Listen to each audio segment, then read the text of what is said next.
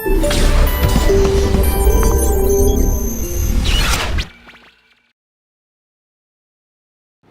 students, കഴിഞ്ഞ ദിവസം നമ്മൾ ബേസിക് കോൺസെപ്റ്റ്സ് ഓഫ് കെമിസ്ട്രിനെ കുറിച്ച് കണ്ടു.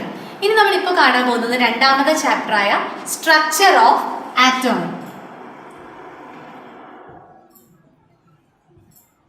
So I hope you are familiar with structure of atom. നമ്മൾ കഴിഞ്ഞ ചാപ്റ്ററിൽ കണ്ടിരുന്നു ഡാൽട്ടന്റെ അറ്റോമിക് തിയറി അല്ലേ? ഡാൽട്ടന്റെ അറ്റോമിക് തിയറിയിൽ ഒന്നാമത്തെ പോയിന്റ് എന്തായിരുന്നു? Atoms are indivisible in nature. ആറ്റത്തിനെ നമുക്ക് ഒരിക്കലും ഡിവൈഡ് ചെയ്യാൻ പറ്റില്ലെന്നായിരുന്നു. പക്ഷേ അതിനുശേഷം ഒരുപാട് എക്സ്പെരിമെന്റ്സും ഒരുപാട് റിസർച്ചസും നടന്നു കഴിഞ്ഞപ്പോൾ നമുക്ക് മനസ്സിലായി ആറ്റംസ് ആർ ഡിവിസിബിൾ. ആറ്റംസിന് വീണ്ടും നമുക്ക് അതിനകത്ത് ആറ്റത്തിനകത്ത് വീണ്ടും വീണ്ടും നമുക്ക് കുറച്ചുകൂടി ഫണ്ടമെന്റൽ പാർട്ടിക്കിൾസ് ഉണ്ടെന്ന് മനസ്സിലായി. അങ്ങനെ ഫണ്ടമെന്റൽ പാർട്ടിക്കിൾസിനെ കണ്ടുപിടിച്ചു. We know which are the fundamental particles of an atom. ഏതൊക്കെയാണ്? Protons, electrons and neutrons.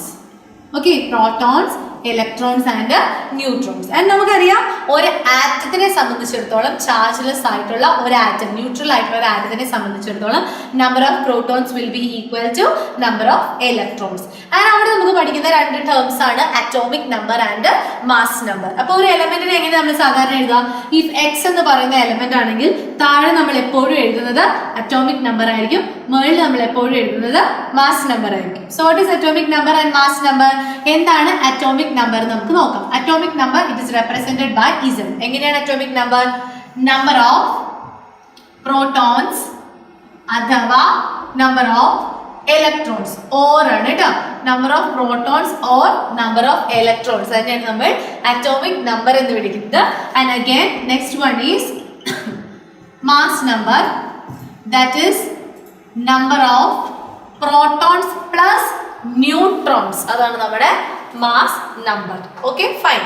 For example നമ്മൾ എടുക്കുകയാണെങ്കിൽ if suppose x എന്ന് പറയുന്ന എലമെന്റിന് atomic number 11 and mass number 23 ആണെന്ന് വിചാരിക്കുക. For just an example 11 and 23 ആണ് എന്ന് വിചാരിക്കുക. അങ്ങനെയെങ്കിൽ അറ്റോമിക് നമ്പർ അല്ലെങ്കിൽ നമ്പർ ഓഫ് ഇലക്ട്രോൺസ് നമുക്ക് എത്ര എണ്ണം പറയാം? അറ്റോമിക് നമ്പർ തന്നെയാണ് ഇലക്ട്രോൺസിന്റെ എണ്ണം അല്ലേ? സോ ഇലക്ട്രോണിന്റെ എണ്ണം 11 ആണ്. And again number of proton that will be equal to number of electrons, അതിന്റെ എണ്ണവും 11 ആണ്. Then again number of neutrons അതിന്റെ എണ്ണം എന്ന് പറയുന്നത് എന്തായിരിക്കും? നമുക്കറിയാം mass number protons plus neutrons ആയിരിക്കും അല്ലേ? അപ്പൊ ന്യൂട്രോൺസ് നമുക്ക് എങ്ങനെ കണ്ടുപിടിക്കാം? Mass number minus number of protons. അപ്പൊ നമുക്ക് എന്തെന്ന് എഴുതാൻ പറ്റുക? മാസ് നമ്പർ എത്രയാ? 23. So 23 minus number of proton is 11. So 23 minus 11 that is equal to 12. അപ്പോൾ നമുക്ക് എങ്ങനെ എഴുതാം? Number of electrons 11, number of protons 11 and number of neutrons it is 12. Hope it's clear for you. Okay, ഇതാണ് ആറ്റത്തിന്റെ fundamental ആയിട്ടുള്ള particles നമ്മൾ കണ്ടുപിടിച്ചു. And again ഇത് കണ്ടുപിടിക്കാൻ വേണ്ടി ഒരുപാട് എക്സ്പെരിമെന്റ്സ് നടന്നിട്ടുണ്ട്. നമുക്കറിയാം ഫസ്റ്റ് ഈ മോഡലുമായിട്ട് വന്ന ആളാരാണ്? ജെ തോംസൺ ആണ്. എന്തായിരുന്നു തോംസന്റെ model? It is plum pudding model അല്ലേ? തോംസൺ പറഞ്ഞ ഒരു വലിയ പ്ലം പുഡിംഗ് മോഡലാണ്. പുഡിംഗ് പോലെ തന്നെ positive charges distributed all around. Okay, and negative charges plum പോലെയാണ്. It is embedded in it എന്ന് പറഞ്ഞു. കറക്റ്റ് ഒരു സ്ഥലമൊന്നുമില്ല. It is embedded in it എന്ന് പറഞ്ഞു. But Thomson model could not explain the stability of atom. അതിനുശേഷം Thomson model പോയി. അതിനുശേഷം വന്നൊരു മോഡലായിരുന്നു റൂദർഫോർഡിന്റെ model. I hope you know the model, റൂദർഫോർഡിന്റെ model. Anyway, I will explain it once more. Rutherford എന്താ ചെയ്തത്? റൂദർഫോർഡ് കണ്ടക്ട് ചെയ്തു ഒരു എക്സ്പെരിമെന്റ്. ഓക്കെ, റൂദർഫോർഡിന്റെ എക്സ്പെരിമെന്റിന്റെ പേരായിരുന്നു ഗോൾഡ് ഫോയിൽ എക്സ്പെരിമെന്റ്. ആൻഡ് ആ പേര് വരാനുള്ള കാരണം റൂദർഫോർഡ് ഒരു ഗോൾഡ് ഫോയിലിനെയാണ് യൂസ് ചെയ്തത്. നമുക്കറിയാം ഒരു ഗോൾഡ് ഫോയിലിനെ എടുത്ത് കട്ട് ചെയ്ത് തിന്നാക്കി ഒരു ആറ്റത്തിന്റെ ആ തിക്നെസ്സിലേക്ക് കൊണ്ടുവന്നു റൂദർഫോർഡ്. അതിനുശേഷം റൂദർഫോർഡ് എന്താ ചെയ്തേ? ആ ഗോൾഡ് ഫോയിലിലേക്ക് ഹൈ സ്പീഡായിട്ട് ആൽഫ പാർട്ടിക്കിൾസിനെ ബോംബാർഡ് ചെയ്യിപ്പിച്ചു. ആൽഫ പാർട്ടിക്കിൾസിന്റെ ചാർജ് എന്താ? Positive charge, right? അപ്പോൾ ആൽഫ പാർട്ടിക്കിൾസിനെ നമ്മൾ ഈ റൂദർഫോർഡ് ഈ ഗോൾഡ് ഫോയിലിൽ ബോംബാർഡ് ചെയ്യിപ്പിച്ചു. So he came under many observation. അപ്പൊ എന്തായിരുന്നു റൂദർഫോർഡ് ഒബ്സർവേഷൻ നോക്കാം.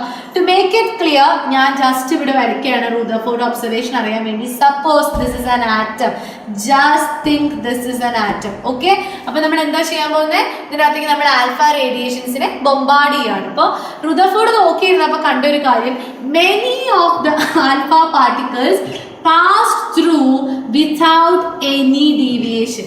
ഒരു ഡീവിയേഷനും ഇല്ലാതെ ആൽഫ പാർട്ടിക്കിൾസ് എല്ലാം എന്ത് ചെയ്തു? കടന്നുപോയി. കുറേ ആൽഫ പാർട്ടിക്കിൾസ് അതിൽ കൂടി കടന്നുപോയി. And second he observe that some of the alpha particles deflected in certain angle.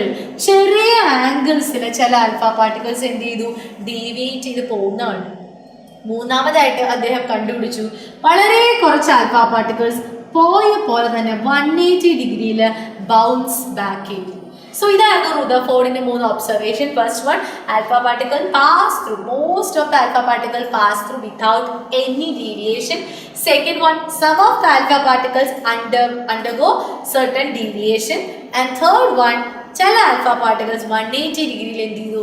Bounce back ചെയ്ത് വന്നു. ഓക്കെ, സോ ഈ ഒബ്സർവേഷൻസിൽ നിന്നാണ് റുദർഫോർഡ് തന്റെ ഇൻഫറൻസസിലേക്ക് എത്തുന്നത്. റുദർഫോർഡ് പറയുകയായിരുന്നു മോസ്റ്റ് ഓഫ് ദ ആൽഫ പാർട്ടിക്കിൾസും കടന്നു പോയെങ്കിൽ അതിന്റെ അർത്ഥം most of the space of an atom is empty. ആറ്റത്തിന്റെ ഭൂരിഭാഗ സ്ഥലവും എംപ്റ്റി ആണ്.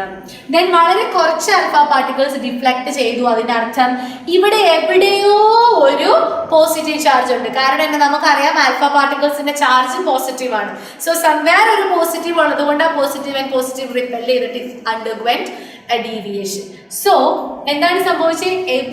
എവിടെയോ ഒരു പോസിറ്റീവ് ചാർജ് ഉണ്ട് എന്ന് മനസ്സിലായി. മൂന്നാമത് അദ്ദേഹം നോക്കിയപ്പോൾ കറക്റ്റ് ആ നടുക്കിൽ കൂടെ പോയ ആൽഫ പാർട്ടിക്കിൾസ് എന്ത് ചെയ്തു? ബൗൺസ് ബാക്ക് ചെയ്തു. അതിൽ അദ്ദേഹത്തിന് മനസ്സിലായി the positive charge is concentrated somewhere in the centre and he called it as nucleus. Nucleus എന്നാണ് അദ്ദേഹം അതിനെ പേര് വിളിച്ചത്. അപ്പൊ ഇതാണ് അതിന്റെ ഇൻഫറൻസസ്. എന്തായിരുന്നു ഇൻഫറൻസസ്? ഒരു ആറ്റത്തിന്റെ മുഴുവൻ മാസും കോൺസെൻട്രേറ്റ് ചെയ്തിരിക്കുന്നത് അതിന്റെ സെന്ററിലാണ്. ആ സെന്ററിന് നമ്മൾ വിളിക്കുന്ന പേര് ന്യൂക്ലിയസ് എന്നാണ്. ആൻഡ് അഗൈൻ ഈ ആറ്റത്തിന്റെ നെഗറ്റീവ് ചാർജസ് ആയിട്ടുള്ള electrons it is revolving around the nucleus just like planets around the sun. Planets സണ്ണിന് ചുറ്റും കറങ്ങുന്നത് പോലെ ന്യൂക്ലിയസിന് ചുറ്റും ഇലക്ട്രോൺസ് കറങ്ങുകയാണ്. ആ കറങ്ങുന്ന പാത്തിന്റെ പേരായിരുന്നു ഓർബിറ്റ്സ്. അത് കറങ്ങാൻ വേണ്ടി ഉപയോഗിച്ച പാത്തിന്റെ പേരായിരുന്നു ഓർബിറ്റ്സ്. ആൻഡ് അഗൈൻ വീണ്ടും ഓർബിറ്റ്സ് കറങ്ങിക്കൊണ്ടിരുന്നത് എങ്ങനെയാ? പല പല പാത്വേയിലൂടെയാണ് ഓർബിറ്റ്സ് നമ്മൾ വിളിച്ചുകൊണ്ടിരുന്നത്. അഗൈൻ അപ്പം പക്ഷെ വേറെ ക്വസ്റ്റ്യൻ വന്നു, ഇങ്ങനെ കറങ്ങുന്നുവെങ്കിൽ electrons being a charged body അല്ലെ, ചാർജ്ഡ് ബോഡിയാണ്, അങ്ങനെ കറങ്ങുന്നെങ്കിൽ it can undergo acceleration, isn't it? അങ്ങനെ ആക്സിലറേഷൻ നടക്കുന്നുണ്ടെങ്കിൽ energy will be radiated. Energy radiate ചെയ്ത് കഴിഞ്ഞാൽ വൺ ഫൈൻ ഡേ എന്ത് സംഭവിക്കാം? Electrons can fall inside the nucleus. അങ്ങനെയെങ്കിൽ stability of the nucleus attain ചെയ്യാൻ പറ്റില്ല, അല്ലെങ്കിൽ സ്റ്റെബിലിറ്റി ഓഫ് ദ ആറ്റം നമുക്ക് എക്സ്പ്ലെയിൻ ചെയ്യാനായിട്ട് സാധിക്കില്ല. സോ റുദർഫോർഡിന്റെ model was a failure. And after that ഒരാൾ വന്നു, അദ്ദേഹത്തിന്റെ പേരായിരുന്നു ബോർ. ബോർ വന്നതിന് ശേഷം അദ്ദേഹം ജസ്റ്റ് ഒരു പോയിന്റ് മാത്രമേ തിരുത്തിയുള്ളൂ. Electrons doesn't dissipate or gain energy until it is sitting inside an orbit, unless it is moving out of the orbit. Okay, അപ്പോൾ ഒരു ഇലക്ട്രോണിന് ഒരു ഓർബിറ്റിൽ ഇരിക്കുമ്പോൾ അതിന്റെ എനർജി നഷ്ടപ്പെടുകയോ ഗെയിൻ ചെയ്യുകയോ പറ്റുന്നില്ല.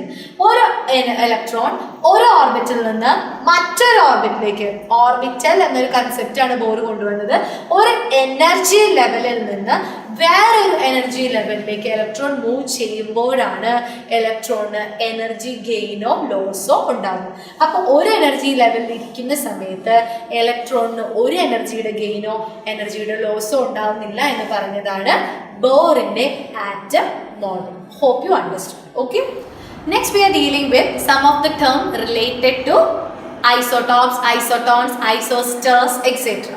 എന്താണ് ഒരു ഐസോട്ടോപ്പ്? നമുക്കറിയാം അറ്റോമിക് നമ്പർ എന്താണ്, മാസ് നമ്പർ എന്താണ് നമ്മൾ പഠിച്ചല്ലേ. So what is an isotope? Isotope എന്ന് പറയുമ്പോഴത്തേക്കും they are elements, they are having same atomic number but different mass number. Atomic number same ആയിരിക്കും. ഫോർ എക്സാമ്പിൾ നമ്മൾ പറയുകയാണ് കാർബൺ 612 ഉണ്ട്, കാർബൺ 613 ഉണ്ട്, കാർബൺ 614, ഇങ്ങനെയൊക്കെ നമ്മൾ പറയില്ലേ. ഇതിനെ നമ്മൾ നോക്കി താഴെ എല്ലാം എന്താണ്? സെയിം അറ്റോമിക് നമ്പർ ആണ്, പക്ഷെ മുകളിൽ വന്നപ്പോൾ മാസ് നമ്പർ ഡിഫറെന്റ് ആണ്. വേറൊരു എക്സാമ്പിൾ, ഭയങ്കര വലിയൊരു എക്സാമ്പിൾ ആണ്, നമുക്കറിയാം ഹൈഡ്രജൻ 1 2, ഹൈഡ്രജൻ 1 3. ഹൈഡ്രജൻ 1 1ന്റെ പേരെന്താ നമുക്കറിയാം? It is protium. Okay, hydrogen 1 2 അതിന്റെ പേര് deuterium.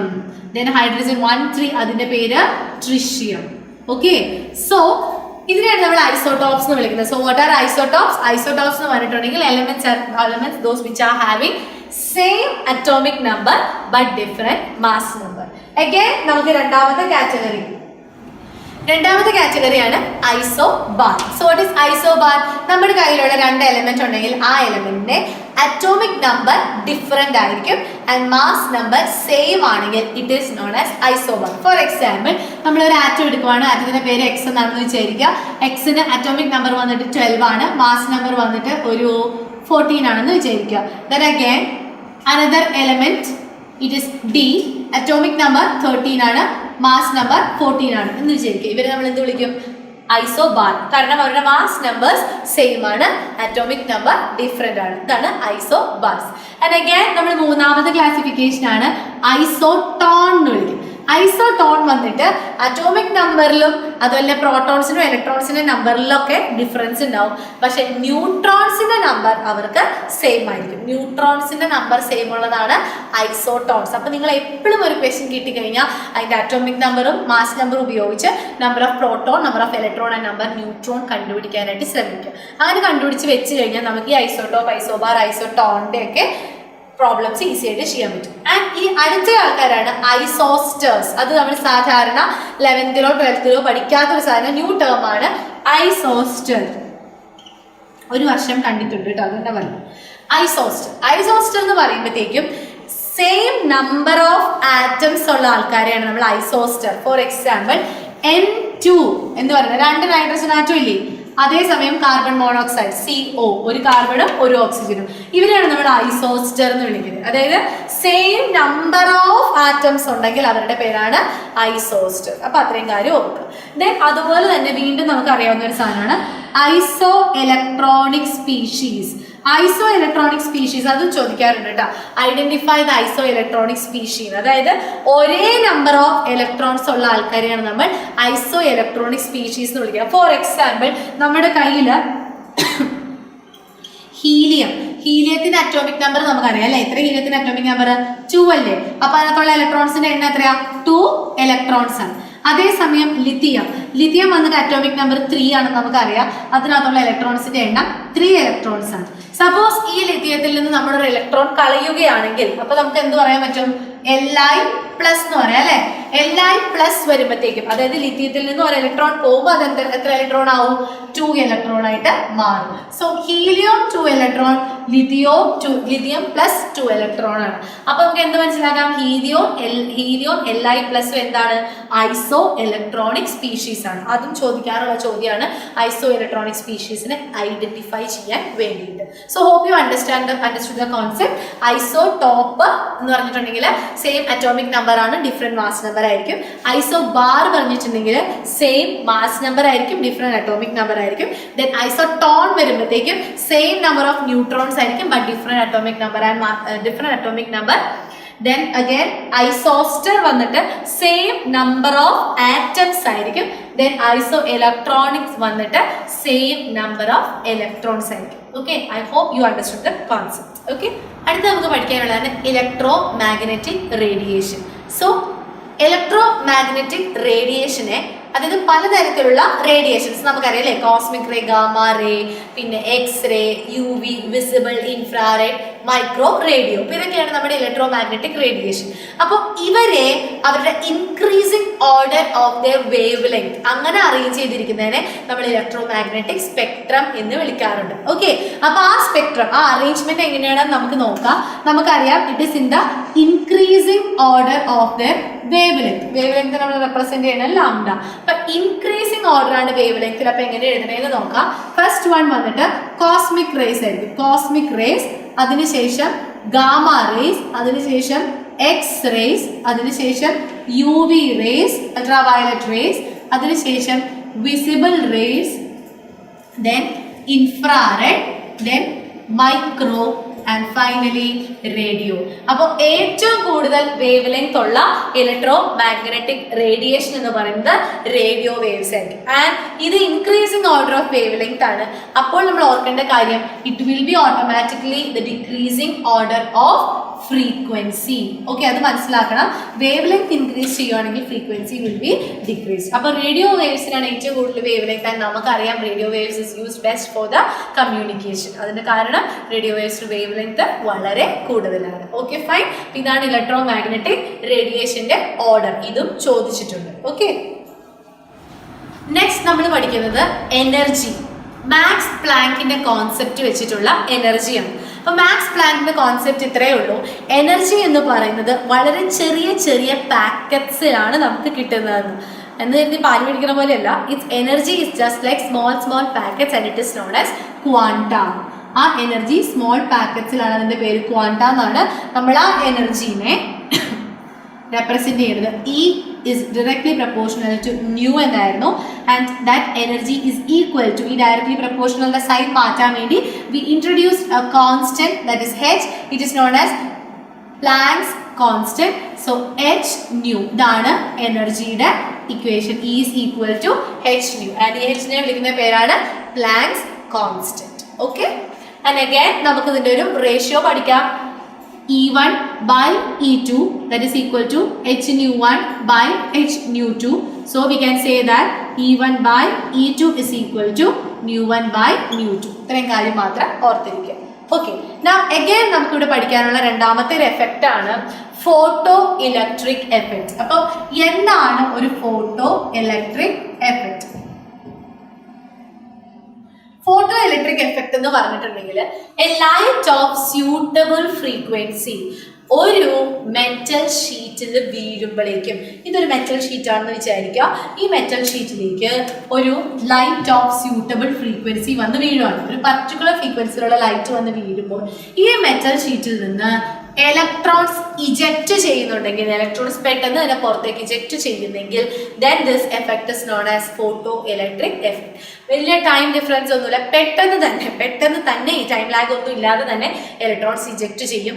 അങ്ങനെ വന്ന് വീഴുന്ന ഒരു ഫ്രീക്വൻസി, അതിന്റെ മിനിമം ഫ്രീക്വൻസിനെ വിളിക്കുന്ന പേരാണ് threshold frequency. Okay, so threshold ഫ്രീക്വൻസിനെക്കാട്ടിലും മുകളിലുള്ള ഒരു ഫ്രീക്വൻസിയിലുള്ള ലൈറ്റ് വന്നിട്ട് ഒരു റേഡിയേഷൻ വന്നിട്ട് നമ്മുടെ മെറ്റലിന്റെ മുകളിൽ വീണ് കഴിഞ്ഞാൽ ആ മെറ്റലിൽ നിന്ന് ഇലക്ട്രോൺസ് ഇജക്റ്റ് ചെയ്ത് പുറത്തിറങ്ങുന്നതിന് വിളിക്കുന്ന പേരാണ് photoelectric effect. Okay fine. Now we are dealing with സ്പെക്ട്രംസ്.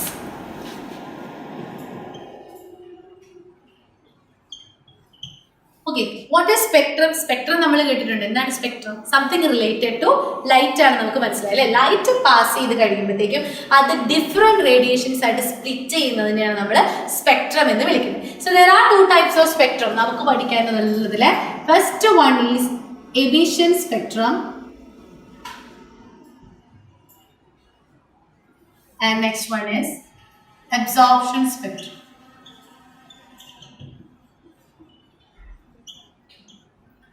Emission spectrum എന്ന് പറയുമ്പോഴത്തേക്കും ഒരു സബ്സ്റ്റൻസ് ഒരു പർട്ടിക്കുലർ റേഡിയേഷനെ അബ്സോർബ് ചെയ്തിട്ട് എന്ത് ചെയ്യുന്നു, ആ റേഡിയേഷൻ കാരണം അതിലെ ഇലക്ട്രോൺസ് എക്സൈറ്റഡ് സ്റ്റേറ്റിൽ പോയി തിരിച്ച് ഗ്രൗണ്ട് സ്റ്റേറ്റിലേക്ക് വരുമ്പോൾ പുറത്തേക്ക് വിടുന്ന റേഡിയേഷൻ, അതിനെയാണ് നമ്മൾ എന്ത് വിളിക്കുക?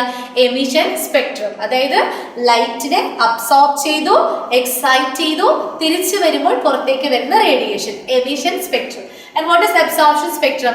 ലൈറ്റ് ഇങ്ങനെ പാസ് ചെയ്ത് പോകുന്ന പാത്തിൽ നമ്മളൊരു സോളിഡോ ലിക്വിഡോ ഗ്യാസോ വെച്ച് കഴിഞ്ഞിട്ടുണ്ടെങ്കിൽ അപ്പോൾ നമുക്ക് കിട്ടുന്ന സ്പെക്ട്രത്തിനെയാണ് നമ്മൾ അബ്സോർപ്ഷൻ സ്പെക്ട്രം. അവിടെ നമുക്ക് ഡാർക്ക് ലൈൻസ് ഒക്കെ ആയിട്ട് കിട്ടും. That is known as absorption spectrum. And again emission സ്പെക്ട്രത്തിനെ നമ്മൾ രണ്ടായിട്ട് ക്ലാസിഫൈ ചെയ്തിട്ടുണ്ട്. ഒന്ന് കണ്ടിന്യൂസ് സ്പെക്ട്രം, അടുത്തത് line spectrum. So what is continuous spectrum? Continuous spectrum എന്ന് പറഞ്ഞാൽ നമുക്ക് കിട്ടുന്ന ആ സ്പെക്ട്രം അൺഇൻറ്ററപ്റ്റഡ് ആണ്. അതായത് അതിന്റെ ഇടയിൽ ലൈൻസ് ഒന്നുമില്ല. അതായത് എല്ലാ വേവ് ലെങ്ത്തിലും ഉള്ളത് നമുക്ക് കണ്ടിന്യൂസ് ആയിട്ട് കിട്ടുവാണ്. അൺഇൻറ്ററപ്റ്റഡ് സ്പെക്ട്രം ആണെങ്കിൽ it is not as continuous spectrum. പക്ഷെ ലൈൻ സ്പെക്ട്രം വരുമ്പോഴത്തേക്കും നമുക്ക് സർട്ടൺ വേവ് ലെങ്ത്സ് മാത്രമേ കിട്ടുന്നുള്ളൂ. അതായത് ചില lines dark and bright lines ആയിട്ട് നമുക്ക് കിട്ടുന്നെങ്കിൽ then it is known as line spectrum. Okay, fine. Now we are dealing with line spectrum of hydrogen. നമ്മൾ എപ്പോഴും സ്പെക്ട്രം കണക്കാക്കിയിരുന്നത് ഹൈഡ്രജന്റെ വെച്ചിട്ട്. ഹൈഡ്രജന്റെ സ്പെക്ട്രം ആണ് നമുക്ക് ഏറ്റവും നന്നായിട്ട് എക്സ്പ്ലെയിൻ ചെയ്യാൻ പറ്റിയിട്ടുള്ളത്. അപ്പോൾ എന്താണ് ലൈൻ സ്പെക്ട്രം ഓഫ് ഹൈഡ്രജൻ എന്ന് നോക്കാം. അതിനുവേണ്ടി നമുക്ക് ചെറിയൊരു ഡയഗ്രത്തിലേക്ക് നോക്കാം. ഇത് നമ്മൾ ജസ്റ്റ് എനർജി ലെവൽസ് ആണെന്ന് വിചാരിക്കണം കേട്ടോ. നമ്മുടെ എനർജി ലെവൽസ് ആണ്. Okay, this is n is equal to 0, 1, 2, 3, 4, 6, 7, 8. Okay, so line spectrum of hydrogen പഠിക്കാൻ വേണ്ടി നമുക്ക് 8 എനർജി ലെവലോടൊന്ന് ചുമ്മാ അസ്യൂം ചെയ്യാം. ആദ്യം തന്നെ ചിന്തിക്കേണ്ട ഒരു കാര്യം, നമ്മൾ ഗ്രൗണ്ട് സ്റ്റേറ്റിൽ നിന്ന് എനർജി ഒക്കെ കിട്ടി ഒരു ഇലക്ട്രോൺ എക്സൈറ്റഡ് സ്റ്റേറ്റിൽ പോയിട്ടുണ്ട്. ആ പോയ electron if it is coming back to ground state, അതായത് 1 എനർജി ലെവൽ 1ലേക്കാണത്, എവിടെ നിന്നും ആവാം, എനർജി ലെവൽ 1ലേക്കാണ് അത് തിരികെ വന്നതെങ്കിൽ ആ പറയുന്ന ആ ലൈൻ സ്പെക്ട്രത്തിന്റെ ആ ലൈനെ വിളിക്കുന്ന പേരാണ് ലേമൻ സീരീസ്. എന്താണ് വിളിക്കണേ? Layman series. First one is layman series. ഇനി അത് വന്നത് രണ്ടാമത്തേതിലേക്കാണെങ്കിൽ if it is coming to the second one, then it is known as Balmer series. Okay, Lehman series, Balmer series. If it is coming to third one,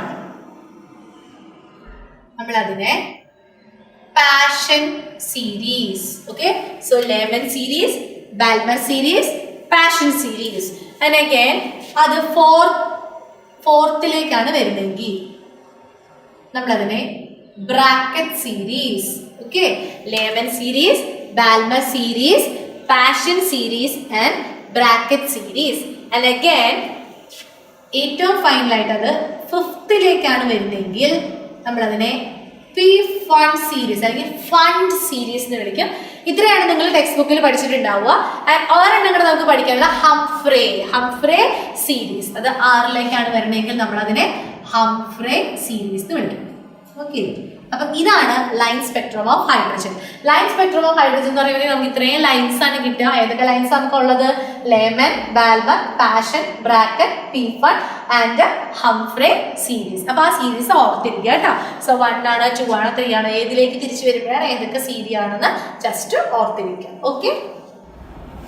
okay, ഇനി നമുക്ക് ആറ്റത്തിന്റെ പല കാര്യങ്ങളെ കുറിച്ച് പഠിക്കാം. First one നമ്മൾ അറിയേണ്ട കാര്യം, ഒരു ഇലക്ട്രോണിനെ മോസ്റ്റ് പ്രോബബിളി കണ്ടെത്താൻ പറ്റുന്ന ഒരു സ്ഥലത്തെ നമ്മൾ വിളിക്കുന്ന പേരാണ് orbital. So what is orbital? ഒരു ഓർബിറ്റലിനകത്തായിരിക്കും ഇലക്ട്രോണിനെ കണ്ടുപിടിക്കാനുള്ള മാക്സിമം പ്രോബബിലിറ്റി ഉള്ള സ്ഥലമാണ് ഒരു ഓർബിറ്റൽ എന്ന് വിളിക്കുന്നത്. ആൻഡ് ഇലക്ട്രോണിനെ ഒട്ടും നമുക്ക് കണ്ടെത്താൻ പറ്റാത്തത്, പ്രോബബിലിറ്റി 0 ആയിരിക്കുന്ന ഒരു സ്ഥലത്തിന്റെ പേരാണ് നോഡ്. ഓക്കെ, നമ്മൾ ഏത് ഓർബിറ്റൽ എടുത്താലും അവിടെ ഒരു നോഡ് ഉണ്ടായിരിക്കും. പല ഓർബിറ്റൽസിനും പല ഷേപ്പ് ആയിരിക്കും. നമുക്കറിയാം, ഫോർ എക്സാമ്പിൾ എസ് ഓർബിറ്റലാണ് നമ്മൾ എടുക്കുന്നെങ്കിൽ അതിന്റെ ഷേപ്പ് എന്താ? സ്ഫെറിക്കൽ ഷേപ്പ് നമ്മൾ പഠിച്ചിട്ടുണ്ട് അല്ലേ. ദെൻ പി ഓർബിറ്റൽ ആണെങ്കിൽ അതിന്റെ ഷേപ്പ് എന്താ? ഡംബൽ ഷേപ്പ് ആണെന്ന് നമ്മൾ പഠിച്ചിട്ടുണ്ട്. ഡി ഓർബിറ്റൽ ആണെങ്കിൽ അതിന്റെ ഷേപ്പ് എന്താ? ഡബിൾ ഡംബൽ ആണെന്ന് പഠിച്ചിട്ടുണ്ട്. അപ്പോൾ ഓരോ ഓർബിറ്റൽസിനും അതിൻ്റെതായ ഷേപ്സ് ഉണ്ട്, അത് ഓർക്കുക. ഓരോ ഓർബിറ്റൽ എസ് എടുത്ത് കഴിഞ്ഞിട്ടുണ്ടെങ്കിൽ ഒരൊറ്റ ഓർബിറ്റലുള്ളൂ അല്ലേ, ഒരു എനർജി ലെവൽ നമുക്ക് എസ്സിനുള്ളൂ. പി വരുമ്പോഴത്തേക്കും എത്ര ഉള്ളത്? 3 എണ്ണം ഉണ്ട് അല്ലേ. പി വരുമ്പോഴത്തേക്ക് 3 എണ്ണം. അപ്പൊ അത് ഏതൊക്കെയാ പിയുടെ 3 എണ്ണം? P x, p y, p z. അതാണ് പിയുടെ 3 ഓർബിറ്റൽസ്. നൗ ഡി വരുമ്പോഴത്തേക്കോ നമുക്ക് 5 എണ്ണം ഉണ്ട്. ഏതൊക്കെയാ? D x y, d x z, d y z, d x square minus y square, d z square. ഈ 5 എണ്ണമാണ് നമുക്ക് ഡി ഓർബിറ്റലിനകത്തുള്ളത്. Okay, fine. അപ്പൊ നമുക്കറിയാം എങ്ങനെയാണ് ഫില്ലിംഗ് ഒക്കെ നടക്കണേന്ന് അറിയാലോ. നമ്മൾ നേരത്തെ പഠിച്ചിട്ടുണ്ട് 10th സ്റ്റാൻഡേർഡിലും അതുപോലെ വീണ്ടും 12th സ്റ്റാൻഡേർഡിലും നമ്മൾ പഠിച്ചിട്ടുള്ള ഒരു കാര്യമാണ് ഓർഡർ ഓഫ് ഫില്ലിംഗ്. എങ്ങനെയാ? 1s2, 2s2 പഠിച്ചിട്ടില്ലേ? 2p6, 3s2 പഠിച്ചിട്ടുണ്ടല്ലോ അല്ലെ. 3p, 4s, 3d അങ്ങനെയൊക്കെ പോകുന്നത്. അപ്പോൾ ഇത് പഠിക്കാനായിട്ട് നമുക്ക് ജസ്റ്റ് ഒരു ബോക്സ് വരച്ചിട്ട് ജസ്റ്റ് ഒന്ന് നോക്കാം. സപ്പോസ് ഞാനിവിടെ എടുക്കുന്നത് നൈട്രജൻ എന്ന് പറയുന്ന ഒരു ആറ്റം ആണെന്ന് വെറുതെ വിചാരിക്കും. അപ്പൊ nitrogen, okay, nitrogen atomic number എത്രയാ? 7 ആണെന്ന് നമുക്കറിയാം അല്ലെ. അപ്പൊ നൈട്രജനെ ഞാനൊന്ന് വരച്ച് നോക്കാം. അറ്റോമിക് നമ്പർ 7 ആണെങ്കിൽ നമ്മൾ എങ്ങനെയായിരിക്കും അതിന്റെ ഇലക്ട്രോണിക് സ്റ്റേറ്റ് എഴുതാൻ പോകുന്നത്? എങ്ങനെയായിരിക്കും? 1s2, 2s2, 2p 1s2 വന്നപ്പോഴത്തേക്ക് 4 എണ്ണമായി. 2p വരുമ്പോഴത്തേക്കും 3 എണ്ണമായി. 2p 3. അപ്പൊ നമ്മൾ എങ്ങനെയായിരിക്കും അതിന്റെ ഓർബിറ്റൽ ഡയഗ്രാം എങ്ങനെ വരയ്ക്കാൻ പോകുന്നത്? ഇത് 1s-ന്റെ, ഇത് 2s-ന്റെ, ഇത് 2p-യുടെ അല്ലേ? 1s-ൽ വന്നിട്ട് നമുക്ക് 2 ഇലക്ട്രോൺസ് ഉണ്ട്, അത് പെയർഡ് ആണ്, നമ്മൾ ഇങ്ങനെ ഇരിക്കുന്നു. 2s-ൽ വന്നിട്ടും അതിൽ 2 ഇലക്ട്രോൺ ഉണ്ട്, ഇറ്റ് ഇസ് പെയർഡ്. ആൻഡ് 2p-ൽ വരുമ്പോഴത്തേക്കും നമ്മൾ എങ്ങനെയാ വരയ്ക്കണ്ടേ? ഇതാണോ ശരി? ഇതല്ല അല്ലേ? ഇതല്ല. എങ്ങനെയാ ശരി? 3 നമ്മള് 3 ബോക്സിൽ എഴുതണ്ടേ. അപ്പൊ ഇതെങ്ങനെ? ഈ റൂളിന്റെ പേരാണ് ഹൻസ് റൂൾ. എന്താണ് ഹൻസ് റൂൾ എന്ന് പറഞ്ഞാൽ? ഓരോ ഓർബിറ്റലിനും ഒരു എനർജി ലെവൽ എടുത്തു കഴിഞ്ഞാൽ അതിന്റെ ഓരോ ഓർബിറ്റലിനും ഓരോ ഇലക്ട്രോൺ കിട്ടുന്നത് വരെ പെയറിംഗ് നടക്കില്ല. മനസ്സിലായോ? That is known as Hans rule. HUNDUS. അപ്പൊ എന്താണ് ഹൻസ് റൂൾ എന്ന് പറഞ്ഞിട്ടുണ്ടെങ്കിൽ ഓരോ ഓർബിറ്റലിനും ഓരോ ഇലക്ട്രോൺ കിട്ടുന്നത് വരെ അവിടെ പെയറിംഗ് ഒന്നും നടക്കില്ല. ഓക്കെ, ഇനി സപ്പോസ് ഇവിടെ അറ്റോമിക് നമ്പർ 8 ആയിരുന്നു എന്ന് വിചാരിക്കുക. ഓക്കെ, 8 വരുമ്പോ ഇവിടെ എന്ത് വരും? 3p4 എന്ന് വന്നേനെ അല്ലേ? അങ്ങനെയെങ്കിൽ ഇവിടെ 3 എണ്ണത്തിന് കൊടുത്തു കഴിഞ്ഞ് 4ാമത്തെ ഇലക്ട്രോൺ ഇവിടെ വന്നേനെ. Is it clear for you? കുഴപ്പമൊന്നുമില്ലല്ലോ. ഓക്കെ, നൗ ഇനി നമ്മൾ എഴുതുവാണ്. ജസ്റ്റ് ഒരു ആറ്റം നമ്മൾ എടുത്തു. ഫോർ എക്സാമ്പിൾ ഇവിടെ എ എന്ന് പറഞ്ഞിട്ട് എഴുതുക കേട്ടോ. ഇപ്പൊ ഇവിടെ അറ്റോമിക് നമ്പർ 8 ആണെന്ന് നമുക്ക് തന്നിട്ടുണ്ട്.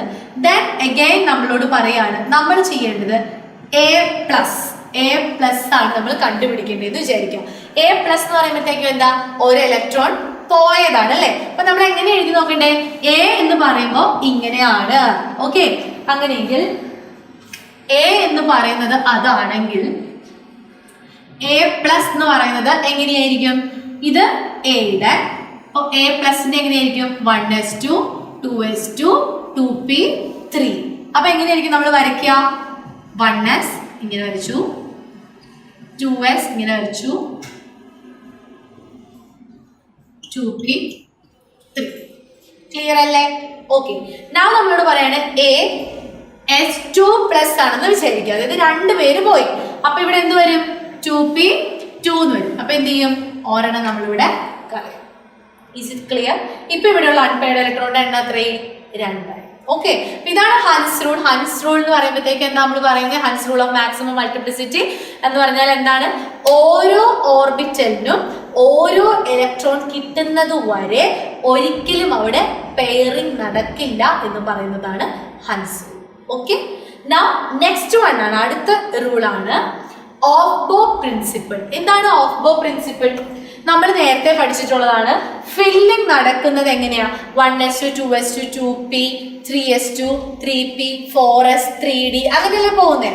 അപ്പൊ ആ ഫില്ലിംഗ് നടക്കുന്നത്, ഇലക്ട്രോൺസ് ഫിൽ ചെയ്യുന്നത് in the increasing order of energy of each orbital. ഓരോ ഓർബിറ്റലിൽ ഓരോ എനർജി ലെവലിലെയും എനർജി ഇൻക്രീസ് ചെയ്യുന്നതിന്റെ ഓർഡറിലായിരിക്കും ഇലക്ട്രോൺസ് എന്ത് ചെയ്യുന്നത്? ഫില്ല് ചെയ്ത് പോകുന്നത്. ഇടയ്ക്ക് കയറി നമ്മൾ അതിനകത്ത് ഫിൽ ചെയ്യാറില്ല എന്ന് പറയുന്നതാണ് ഓഫ്-ബോ പ്രിൻസിപ്പിൾ. ആൻഡ് അഗൈൻ നമ്മൾ അടുത്തൊരു പ്രിൻസിപ്പിൾ പഠിക്കുന്നുണ്ട്, Pauli's exclusion principle. Pauli's exclusion principle പറയണമെങ്കിൽ നമുക്ക് അറിയുന്ന ഒരു ടേം ഉണ്ട്, ക്വാണ്ടം നമ്പേഴ്സ്. കേട്ടിട്ടുണ്ടാവും അല്ലേ? ക്വാണ്ടം നമ്പേഴ്സ് ഏതൊക്കെയാ? ഓർമ്മയുണ്ടോ? Principal quantum number, azimuthal quantum number, magnetic quantum number and spin quantum number. Principal quantum number പറയുമ്പോഴത്തേക്ക് നമ്മൾ എന്തൊക്കെയാ പറയണേ? എന്താണ് പ്രിൻസിപ്പൽ? ഏതൊക്കെ ഷെല്ലാണ് ഉള്ളത്? K is equal to 1 2 3 4 അതൊക്കെ ഏതൊക്കെ ഷെല്ലാണ് കണ്ടുപിടിക്കാറിയോ അല്ലെ? ഷെല്ലുകൾ ഏതൊക്കെയാണ്? ദെൻ അസിമുത്തൽ ക്വാണ്ടം നമ്പർ പറയുമ്പോഴത്തേക്കോ നമ്മൾ എന്താ പറയണേ? സബ് ഷെല്ലുകൾ ഏതെല്ലാമാണ്? S ആണോ, P ആണോ, D ആണോ, F ആണോ? അതാണ് നമ്മൾ അസിമുത്തൽ ക്വാണ്ടം നമ്പറിൽ പറയുന്നത്. അല്ലെങ്കിൽ മാഗ്നറ്റിക് ക്വാണ്ടം നമ്പറിൽ പറയുമ്പോഴത്തേക്കും അത് എങ്ങനെയാണ് ഓറിയന്റ് ചെയ്ത് വെച്ചിരിക്കുന്നത് അല്ലേ? ദെൻ സ്പിൻ ക്വാണ്ടം നമ്പർ പറയുമ്പോഴത്തേക്കും നമ്മൾ എങ്ങനെയാ പറയാ? അത് എങ്ങനെയാണ്? ഹാഫ് ആണ്, പ്ലസ് ഹാഫ് ആണോ, മൈനസ് ഹാഫ് ആണോ, ക്ലോക്ക് വൈസ് ആണോ, ആന്റി ക്ലോക്ക് വൈസ് ആണോ, ഇതൊക്കെ പറയേണ്ടതാണ് നമ്മൾ സ്പിൻ ക്വാണ്ടം നമ്പറിൽ പറയുന്നത്. So what is poly exclusion principle? Poly exclusion principle പറയാണ് ഒരിക്കലും രണ്ട് ഇലക്ട്രോൺ അല്ലെങ്കിൽ ഒരിക്കലും രണ്ട് ആറ്റത്തിന് എല്ലാ ക്വാണ്ടം നമ്പേഴ്സും സെയിം ആയിരിക്കില്ല. ഓക്കെ, ഒരിക്കലും രണ്ട് പേർക്ക് ഈ പറയുന്ന എല്ലാ ക്വാണ്ടം നമ്പേഴ്സിന്റെ വാല്യൂസും സെയിം ആയിരിക്കില്ല. അറ്റ്ലീസ്റ്റ് ഒരെണ്ണത്തിന് എന്തെങ്കിലും ഡിഫറൻസ് വരും എന്ന് പറയുന്നതാണ് പോളി എക്സ്ക്ലൂഷൻ പ്രിൻസിപ്പിൾ എന്ന് പറയുന്നത്. അഗൈൻ നമ്മൾ വേറൊരു പ്രിൻസിപ്പിൾ പഠിക്കുന്നുണ്ട്, ഹെയ്സൻബർഗ്സ് അൺസർട്ടനിറ്റി പ്രിൻസിപ്പിൾ. ഭയങ്കര ഇമ്പോർട്ടൻറ്റ്. Heisenberg's uncertainty principle. അപ്പൊ ഹെയ്സൻബർഗ് പറയാണ് ഒരു അൺസർട്ടനിറ്റി ഉണ്ട് അല്ലെ. ആ പ്രിൻസിപ്പിൾ പറയുന്ന ഇതാണ്, നമുക്ക് ഒരു മൈക്രോസ്കോപ്പിക് ഒബ്ജക്ട് ജസ്റ്റ് ലൈക്ക് ഒരു ഇലക്ട്രോൺ, ഒരു മൈക്രോസ്കോപ്പിക് ഒബ്ജക്റ്റിന്റെയും velocity and position, okay, position and velocity at the same time നമുക്ക് ഒബ്സർവ് ചെയ്യാനായിട്ട് പറ്റില്ല. It is very difficult or it is not possible to observe the velocity and the position of an object simultaneously. അതാണ് Heisenberg's uncertainty principle. Okay, now നമുക്ക് കുറച്ച് problems നോക്കാം, കുറച്ച് question നോക്കാം വന്നിട്ടുള്ളത്. ഓക്കെ, ആദ്യം ഞാൻ എടുക്കുന്ന ക്വസ്റ്റ്യൻ ശ്രദ്ധിച്ച് കേട്ടോളണം. The electron was shown experimentally to have wave properties by. നമുക്കറിയാവുന്ന ഒരു കാര്യമാണ് ഡ്യുവൽ നേച്ചർ ഓഫ് ആറ്റം എന്ന് എല്ലാവരും കേട്ടിട്ടുണ്ട് അല്ലേ. What is dual nature of atom? Atom അല്ലെങ്കിൽ മാറ്റർ. ഡ്യുവൽ നേച്ചർ എന്ന് പറഞ്ഞാൽ എന്താ? ഒരു മാറ്ററിന് അല്ലെങ്കിൽ ഒരു ആറ്റത്തിന് രണ്ട് നേച്ചർ ഉണ്ട്. It has particle nature, wave nature. ഇത് എക്സ്പ്ലെയിൻ ചെയ്ത ആളായിരുന്നു ഡി ബ്രോഗ്ലി. ഓർക്കുന്നുണ്ടല്ലോ അല്ലെ. അപ്പൊ ഡി ബ്രോഗ്ലിന്റെ വേവ് ലെങ്ത് ഒക്കെ നമ്മൾ പഠിച്ചിട്ടുള്ളതാണ്. അപ്പോൾ ഈ നേച്ചർ വെച്ചിട്ടാണ് പറയുന്നത് ഇലക്ട്രോണിന്റെ വേവ് നേച്ചർ എക്സ്പ്ലെയിൻ ചെയ്തത്, എക്സ്പെരിമെന്റ് വെച്ചിട്ട് എക്സ്പ്ലെയിൻ ചെയ്തത് ആരാന്നാണ് ചോദ്യം. ഓപ്ഷൻസ് വായിക്കാം. De Broglie, Davisson and Germer, N Bohr and Schrodinger. സ്വാഭാവികമായിട്ടും നമുക്ക് എഴുതാൻ ടെൻഡൻസി ഉണ്ടാവും ഡി ബ്രോഗ്ലിന്ന്, but make sure Davisson and Germer ആണ് വേവ് നേച്ചർ ബൈ എക്സ്പെരിമെന്റ് നമുക്ക് കാണിച്ചു തന്നത്. Okay, keep in mind. അതൊരു ക്വസ്റ്റ്യൻ ആയിരുന്നു. Now next question, number of unpaired electrons in N2+. Number of unpaired electrons in N2+ ചോദിച്ചിട്ടുണ്ട്. Okay, and option number A is 0, option number B 2, option number C 1 and option number D 4. ഇത്രയും കാര്യങ്ങളാണ് നമുക്ക് ഓപ്ഷൻസിൽ തന്നിരിക്കുന്നത്. N2+ന്റെ number of unpaired electron അത് കണ്ടുപിടിക്കാൻ വേണ്ടി നമ്മൾ ആദ്യം എന്താ ചെയ്യേണ്ടത്? നൈട്രജൻ അറ്റോമിക് നമ്പർ എന്താണെന്ന് നോക്കാം. നൈട്രജൻ അറ്റോമിക് നമ്പർ 7 ആണെന്ന് നമുക്കറിയാലോ.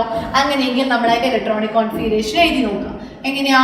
1s2 2s2 2p3 ആണെന്ന് മനസ്സിലായി. ഇനി നമുക്ക് അതിന്റെ കോൺഫിഗറേഷൻ നമുക്കൊന്ന് വരച്ചു നോക്കാം. ഓക്കെ, സോ ഇത് 1s, ഇത് 2s, ഇത് 2p. അപ്പൊ എങ്ങനെയാ? 1s 2s 2p. ഓക്കെ, ഞാൻ നമ്മളോട് ചോദിച്ചേക്കുന്ന ക്വസ്റ്റ്യൻ N2+ ആണ്. അപ്പൊ നമ്മൾ എഴുതുക അടുത്തത് N2+. അപ്പൊ അതിന്റെ കോൺഫിഗറേഷൻ എങ്ങനെ വരും? രണ്ട് ഇലക്ട്രോൺ നമ്മൾ കളയണം. അപ്പൊ എങ്ങനെ വരും? 1s2 2s2 2p1 എന്ന് വന്നു. അപ്പൊ നമുക്കൊന്ന് വരച്ച് നോക്കാം. എങ്ങനെയാ? 1s 2s 2p1. ഇവിടെ എത്ര അൺപെയർഡ് ഇലക്ട്രോൺ ഉണ്ട്? ഒരെണ്ണം ഉള്ളൂ. So the answer is 1. I hope it's clear for you. Okay. Next question. In given number. Next question. In a given atom, no two electrons can have the same values for all the 4 quantum numbers. This is known as. ഈ റൂളിന്റെ പേരെന്താണെന്ന് കുറെ option തന്നു. First one Hans rule, of principle, uncertainty principle, poly exclusion principle. നമ്മൾ ഒരുപാട് പ്രാവശ്യം explain ചെയ്തതാണ്. The answer is poly exclusion principle. Clear? Okay. Next question. If electron has spin quantum number +12, ഒരു ഇലക്ട്രോണിന്റെ സ്പിൻ ക്വാണ്ടം നമ്പർ നമ്മളോട് +12 ആണെന്ന് തന്നിട്ടുണ്ട്. Okay, again and a magnetic quantum number -1. Magnetic quantum number n is equal to -1 തന്നിട്ടുണ്ട്. It cannot be present in. നമുക്ക് 4 option: d orbital, f orbital, p orbital and d s orbital. നമ്മളോട് പറഞ്ഞേക്കുന്ന ആ range നോക്കുക. S is equal to plus half എന്ന് തന്നിട്ടുണ്ട്. Okay, അത് അവിടെ നിൽക്കട്ടെ. എഗെയിൻ നമ്മളോട് പറഞ്ഞേക്കാണ് M is equal to -1. അപ്പോൾ ഓർക്കേണ്ട കാര്യം M is equal to -1 എന്ന് പറഞ്ഞു കഴിഞ്ഞാൽ അതിന്റെ അർത്ഥം അതിന്റെ L എന്ന് പറയുന്നത് എന്തായിരിക്കും? M is equal to -1. നമുക്കറിയാം എമ്മിന്റെ വാല്യൂ, മാഗ്നറ്റിന്റെ വാല്യൂ, മാഗ്നറ്റിക് കോണ്ടന്റ് നമ്പറിന്റെ വാല്യൂ എത്രയായിരിക്കും? എപ്പോഴും -L മുതൽ 0 പിന്നെ +L വരെയായിരിക്കും മാഗ്നറ്റിക് ക്വാണ്ടം നമ്പറിന്റെ വാല്യൂ എന്ന് വിളിക്കുന്നത്. ആണല്ലോ? അങ്ങനെയെങ്കിൽ -L -1, അപ്പൊ അതിനർത്ഥം Lന്റെ വാല്യൂ എന്താണ്? 1 ആണെന്ന് മനസ്സിലായി. നമ്മൾ എപ്പോഴും മനസ്സിലാക്കേണ്ട കാര്യം Lന്റെ വാല്യൂ 0 ആണെങ്കിൽ അത് S ഓർബിറ്റൽ, Lന്റെ വാല്യൂ 1 ആണെങ്കിൽ അത് P, Lന്റെ വാല്യൂ 2 ആണെങ്കിൽ അത് D എന്ന് ഓർത്തോളണം. ഓക്കെ, അങ്ങനെയെങ്കിൽ ഈ പറയുന്ന പർട്ടിക്കുലർ ഇലക്ട്രോൺ അത് ഏത് ഓർബിറ്റലിൽ ഇരിക്കാൻ പറ്റില്ല? L is equal to 1 എന്നാണെങ്കിൽ അത് P-യിൽ ഇരിക്കാൻ പറ്റും അല്ലേ? ഇതിന് മുകളിലേക്കുള്ളതിൽ ഇരിക്കാം. പക്ഷെ L is equal to 0, അതായത് ഇതിന് താഴേക്ക് വാല്യൂ ഇല്ല. L is equal to 0 വന്നത് S ഓർബിറ്റൽ. സോ ഈ പർട്ടിക്കുലർ ഇലക്ട്രോണിന് S ഓർബിറ്റലിൽ ഇരിക്കാനായിട്ട് പറ്റത്തില്ല. ക്ലിയർ? അപ്പോൾ ഇത്തരം ക്വസ്റ്റ്യൻസ് ഒരുപാട് ഉണ്ടാവാൻ സാധ്യതയുണ്ട്. ക്വസ്റ്റ്യൻസ് കോൺസെപ്റ്റ് പഠിച്ചതിന് ശേഷം ക്വസ്റ്റ്യൻ ഇഷ്ടം പോലെ ഉണ്ട്, നിങ്ങളുടെ കയ്യിൽ അത് ആൻസർ ചെയ്യാനായിട്ട് ശ്രമിക്കുക. ഏറ്റവും അധികം ഇമ്പോർട്ടൻസ് നമ്മുടെ റൂൾസിന് കൊടുക്കുക. And there are many equations, ഒരുപാട് ഇക്വേഷൻസ് ഉണ്ട്. ആ ഇക്വേഷൻസിനെ എല്ലാം ഫോക്കസ് ചെയ്യുക. സ്റ്റേറ്റ്മെന്റ്സ് കറക്റ്റായിട്ട് വായിച്ചതിന് ശേഷം മാത്രം ആൻസർ ചെയ്യുക. ചില സ്റ്റേറ്റ്മെന്റ്സ് ഒക്കെ വരാറുണ്ട്, ഏതാണ് കറക്റ്റ് സ്റ്റേറ്റ്മെന്റ് എടുത്ത് എഴുതാനൊക്കെ വരാറുണ്ട്. അപ്പോൾ അതൊക്കെ കറക്റ്റായിട്ട് വായിച്ചതിന് ശേഷം മാത്രം എക്സ്പ്ലെയിൻ ചെയ്യുക. Okay, thank you.